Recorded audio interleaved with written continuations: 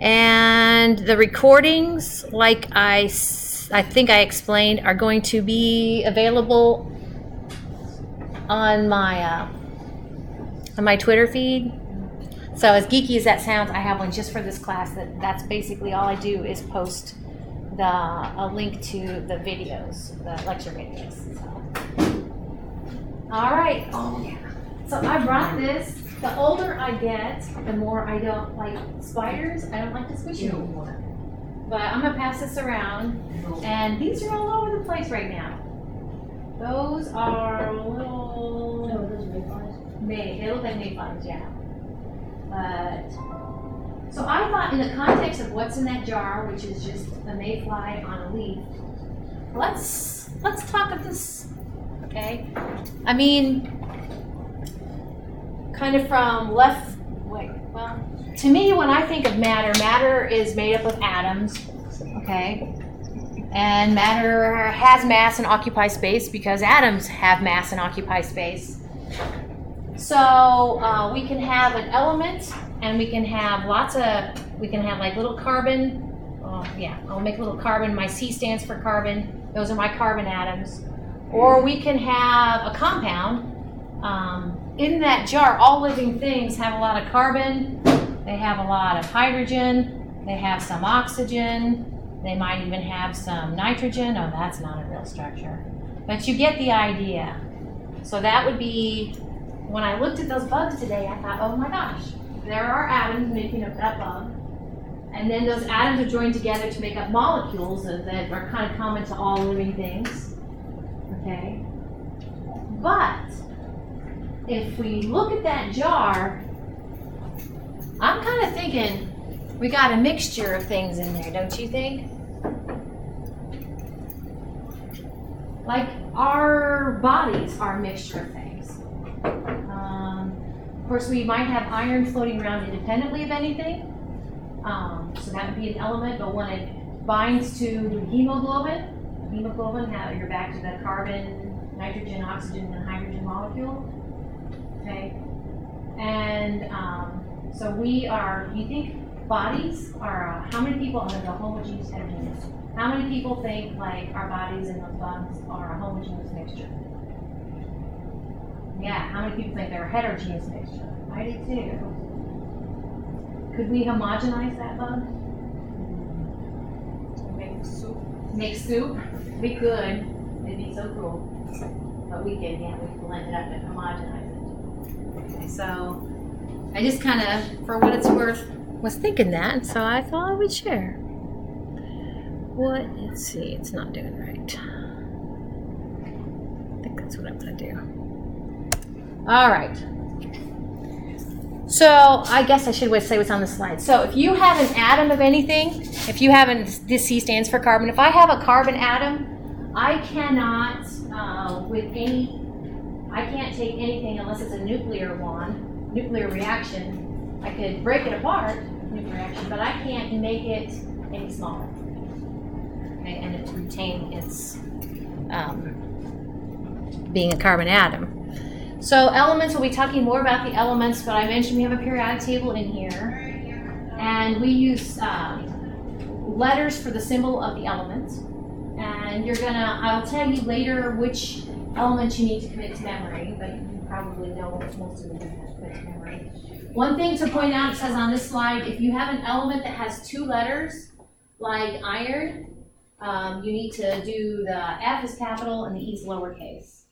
Common one I run into is people with sodium. They want to put like capital N, capital A, but it's known as capital N, lowercase a. A good example of where you need to be careful, case sensitive wise, is that is much different than that. What's the first one? Carbon monoxide. What's the second one? Cobalt. Yeah. So case does matter. There's some pictures of some elements. Okay. Here's a closer up of gold nugget. And this is using a scanning tunneling microscope to try to get a sense for how those atoms are arranged. So we can build elements up into compounds using some sort of chemical reaction. One abbreviation for chemical reaction, CHM165 chemical reaction. Okay. We can also, via chemical reaction, take a compound and break it down into its elements. So we can kind of go back and forth. By definition, a compound has to have two atoms that are stuck together, and those two atoms have to be different elements. Some of you guys may notice there are 7 elements that actually run around in the pair. We call diatomic elements or diatomic molecules of them. Hydrogen, the symbol for hydrogen is an H. It's one of our 7 diatomic elements, so we put a little subscript 2 there. I'm so going to get different markers in here. Okay, so hydrogen molecule, but it's not a compound. So I am not a word person. I'm not an English person. So give me a formula any day. So we use kind of concisely the symbol of the type of element and a subscript to say how many atoms of that type of element are there in that repeating unit to describe right quickly a compound. Okay, so water, H2O. One of my pet peeves is, it makes me smile though, even though it's a pet peeve, is you'll see water like this. Like, really? No. But anyway, a little superscript 2 instead of subscript. Here are some pictures representing kind of from left to right. These are all pure substances. A pure substance just means you know what's in there when someone tells you. Like if it's water in there, you know it's H2O molecules. If it's graphite, you know it's all carbon atoms. Okay, so these are kind of the first 4 are elements. The last 3 are compounds. So I'm going to show you a video. Hopefully my little video will work. And basically talking about the decomposition of a compound down into its elements using a chemical reaction. The video I'm going to show you, this is a still image of the video I'm going to show you. Kind of from left to right. We're using heat to go ahead, this is mercury 2 oxide, to decompose, driving off the oxygen. You can't see it very good, but the oxygen from here leaves, and then what we're left with is mercury residue. Let's see.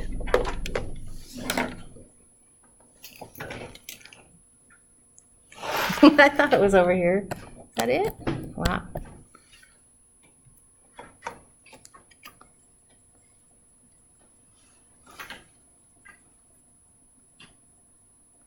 Go.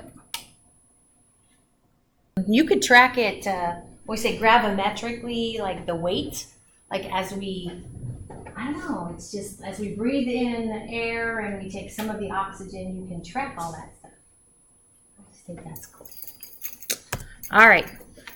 This is another decomposition that's going on, taking regular old water and running a current through it. When we go to the moon, this has been proposed as a source of energy, because there is water on the moon, and you can take water, run a current through it, and break it down into the bigger column, since it's H2O. Yeah, oops, sorry, that's an H2O. But the bigger column is hydrogen, because most we get 2 hydrogens for every 1 oxygen. So there's hydrogen gas in this one, in the right one, and oxygen gas in the left one. So my point is, you can take water and make it into a fuel that can be burned. You need oxygen to burn it, but you've got oxygen from the water that you decomposed. So anyway, this is showing you the same thing. It makes you want to go grab a 9-volt, doesn't it, and stick it in a couple test tubes on it. I wonder if that would work. Stick a little tiny test tubes on it and then submerge it all into water. We should try that. And anyway, it breaks the water down into the taller column again is the hydrogen, and the shorter column is the oxygen. So notice down here I say skip the next next 5 slides. So like right here, under compound, there's two types of compounds we'll be talking more about. There are molecular compounds. CPD is my compound, and then there are ionic compounds. Okay, so we'll be talking more about that. But they use chemical formulas. They both have a repeating unit. They both have atoms of different elements that are stuck together. Okay, one of the things I do want to talk a minute about is this idea of the three physical phases that I want you to know about. I was doing the homework that I just showed you a minute ago, the Alta homework, and one of the questions was, where do you find plasma? Where do you find plasma? Well, the different kind of plasma. This would be your blood plasma, the physical matter that's in the physical phase of plasma. And the TVs, but microwave could be. That wasn't what I was thinking of. Because the answer is the sun, actually. Plasma is it's kind of a, it's charged, fast-moving ionic material that's got kind of a consistency of a gas, liquid sort of thing that you see on the sun. Okay. Anyway, I'm not going to talk about plasma. I want to talk about solid, liquid, and gas, which you're already a little familiar with. I like this kind of thing. If you think of what do we call that? What is that piece of glassware? Erlenmeyer flask. Yeah. If in a Erlenmeyer flask you have a little piece of solid in there, notice that the caption under here is that the shape won't change when you throw it in there, and the volume won't change. Well, compare that to a liquid. Same Erlenmeyer flask. We throw a liquid in there. Notice that its shape will take on the liquid will take on the shape of the container, but the volume of the liquid won't fill up the Erlenmeyer, which you know where I'm going with this. What happens with the gas? The gas will both take on the shape of the container and will fill the container. Okay. I just love thinking about little gas particles just banging around in that container in all directions. Okay. In this picture are all three phases of water. So, of course, the iceberg or whatever would be solid water, H2O. And it kind of looks like that. What I say fluffs out when water goes from a liquid to a solid. It kind of makes this kind of cool. That's why we have six-sided figures of the repeating unit in a snowflake. Now, in its gaseous state, here in this room, we have a certain amount of humidity. We call it humidity. So there's water vapor in here, and water vapor up there, and of course it's floating on liquid. So this is one of my, I like this little animation.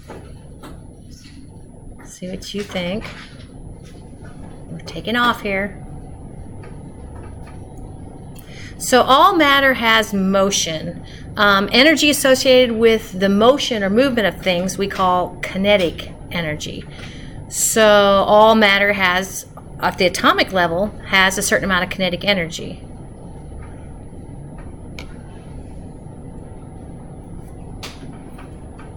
So motion is the energy of matter. Which physical phase has the most motion? Gases, yep.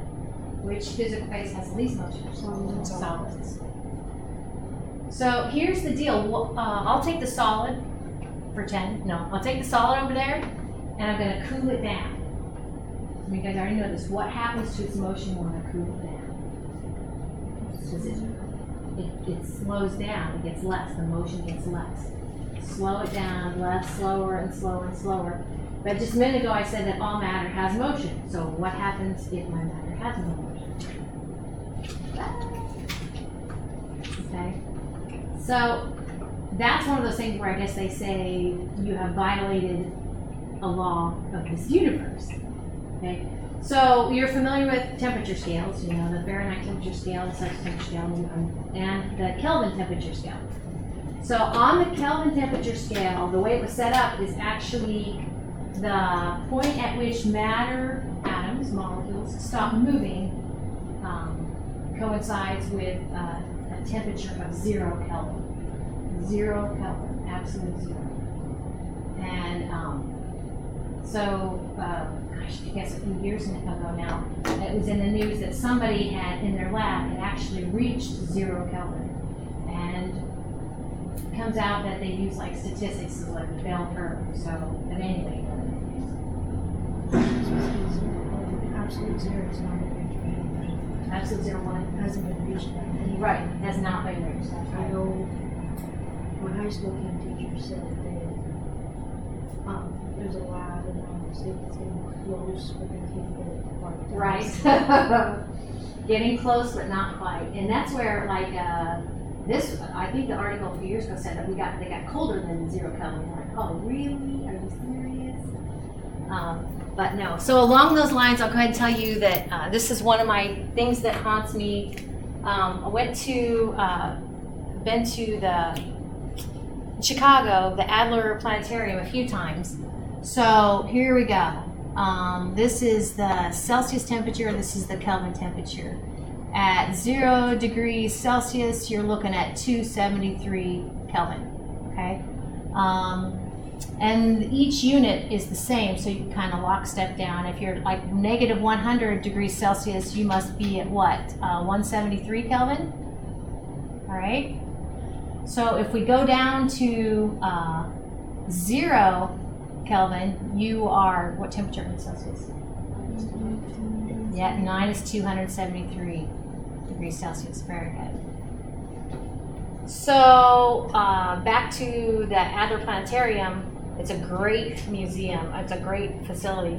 But they actually went to their planets and they said how cold it was in terms of Celsius, and their planets went down to like minus 300 degrees Celsius. It just frustrated me.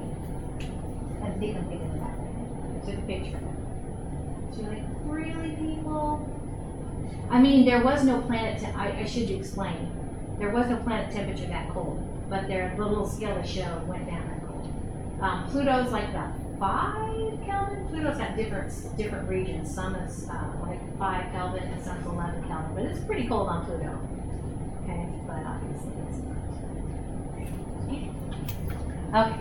What else we got?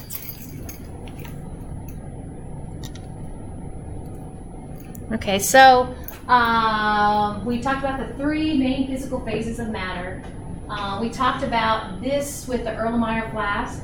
We said that solids, like that little block when you put in your Erlenmeyer flask, will keep its same shape and keep its same size. We said that liquids actually will take on the shape of the container but keep their same size or volume. We said gases will take on both the volume and the size of the container.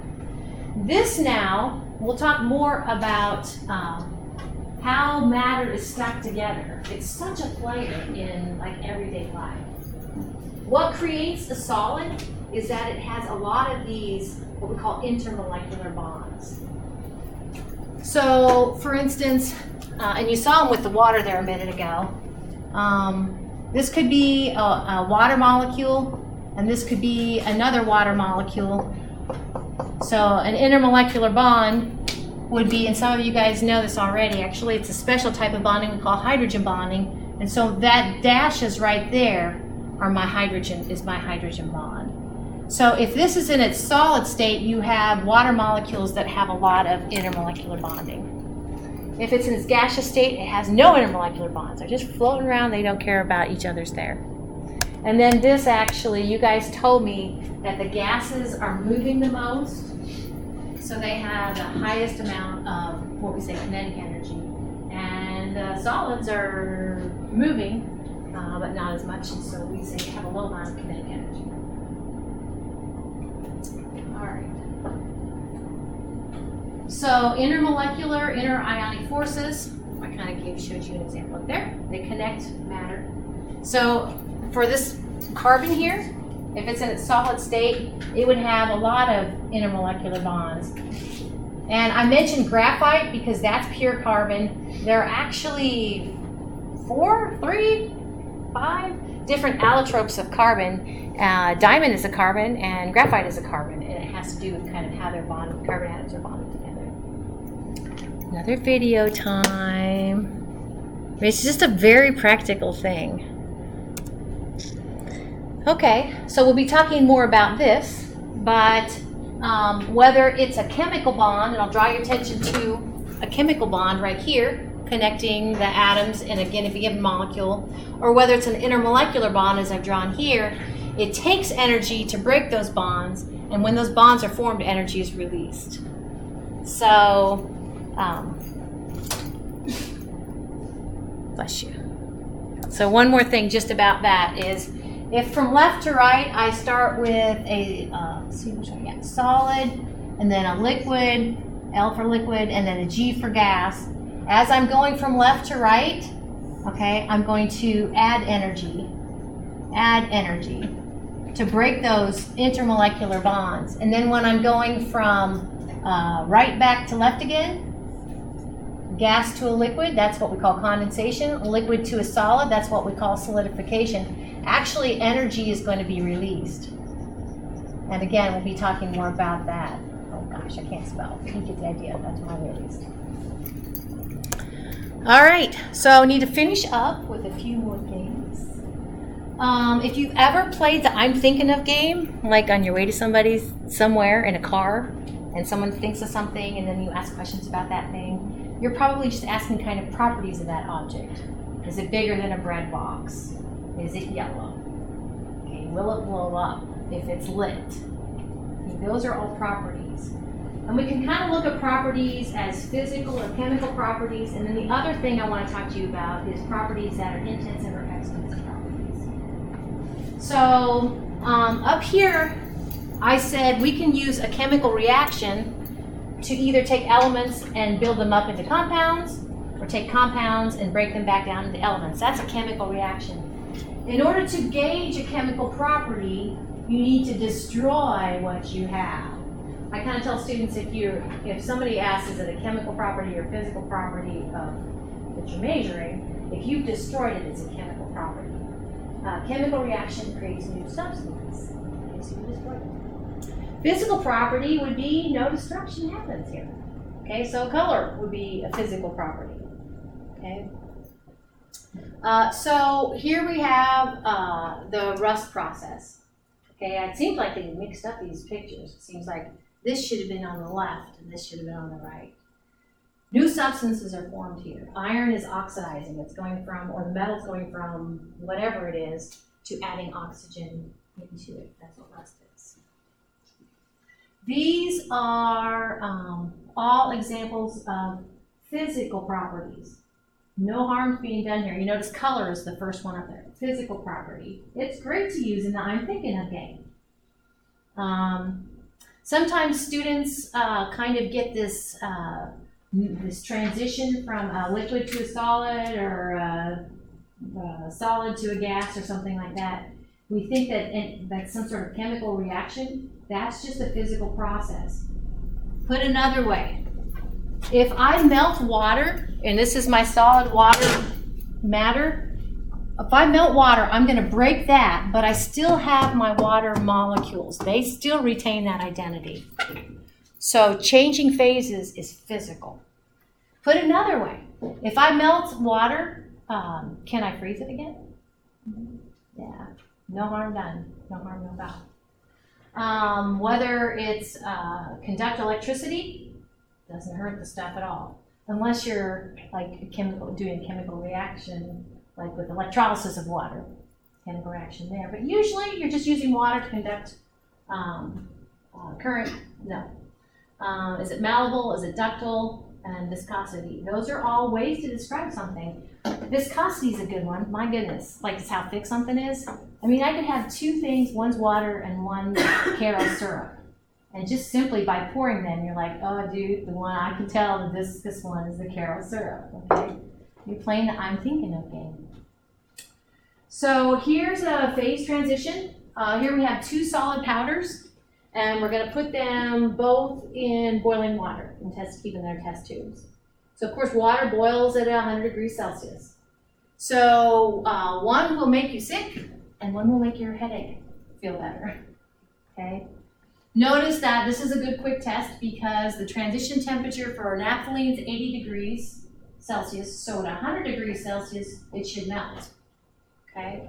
Here we have the melting point temperature of aspirin is 135.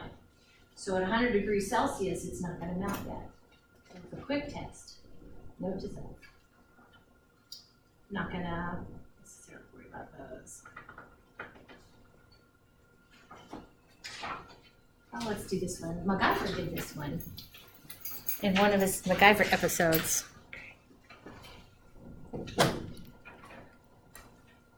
Take the residue that's left, which now this is phosphorus. This is some sort of oxide of phosphorus.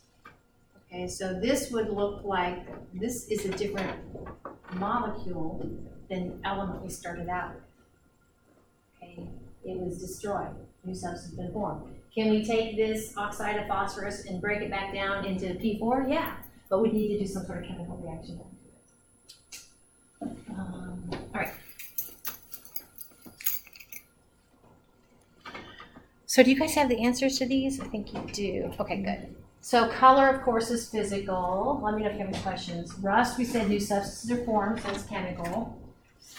Now, when something explodes, whether it's dynamite or your favorite teddy bear,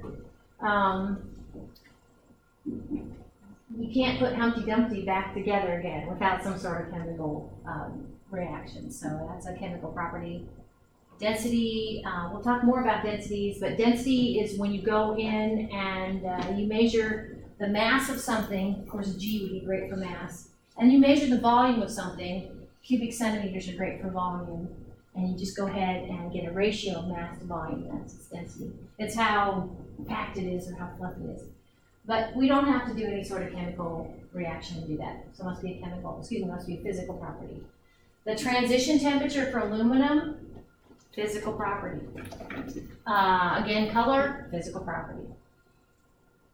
Okay. So we have chemical properties or physical properties, and then we have this, intensive properties or extensive properties. So I usually focus on the IN in intensive. I don't memorize things very well, so I always have to go back to some sort of little trick. I do, for intensive, I go independent. So intensive, independent.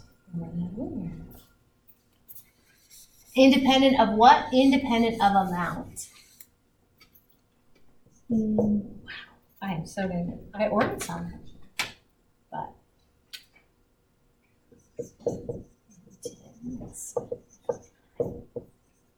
independent.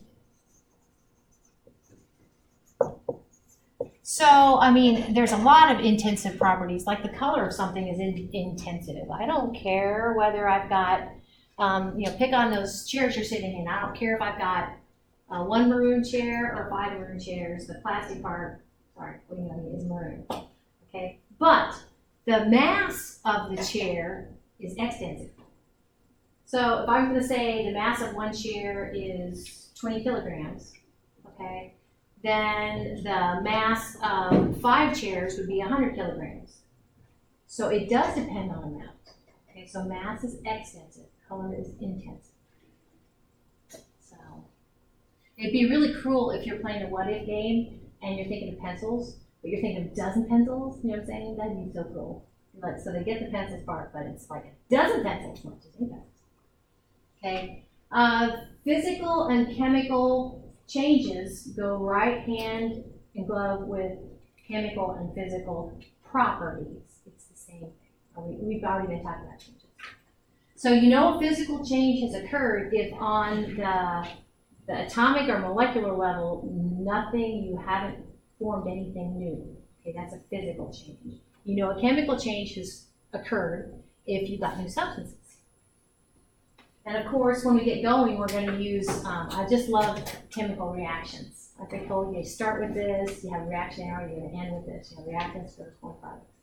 So wonderful. So here we have wax melting. It is a physical change.